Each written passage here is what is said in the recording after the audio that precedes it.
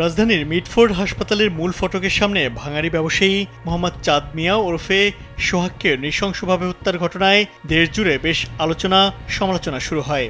হত্যার প্রতিবাদে বিক্ষোভ মিছিল হয়েছে বিভিন্ন জায়গায়। হত্যায় জড়িতদের দ্রুত বিচার আওতায় আনার দাবিতে বিক্ষোভ মিছিল করেছে ঢাবি ছাত্রদলও। এদিকে সোহাগ হত্যার বিচার দ্রুত বিচার ট্রাইব্যুনালের অধীনে করা হবে বলে জানিয়েছেন আইন উপদেষ্টা অধ্যাপক ডক্টর আসিফ নজরুল। শনিবার সকালে নিজের ভেরিফাইড ফেসবুক পেজে দেয়া এক স্ট্যাটাসে তিনি কথা বলেন। ফেসবুক পোস্টে আসিফ নজরুল বলেন, মিটফোর্ডের নারকীয় হত্যাকাণ্ডের দ্রুত বিচারে সরকার বদ্ধপরিকর। এই ঘটনার সঙ্গে জড়িত ৫ জনকে ইতোমধ্যে গ্রেফতার করা হয়েছে।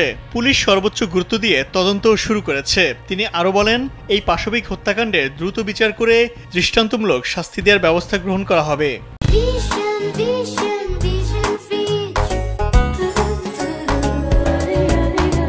দায়ীদের বিরুদ্ধে মামলা দ্রুত বিচার ট্রাইব্যুনালে স্থানান্তর করা হবে। দ্রুত বিচার ট্রাইব্যুনাল আইন ২০০২ এর ধারা ১০-এর অধীনে দ্রুততম সময়ের মধ্যে বিচারের ব্যবস্থা করা হবে।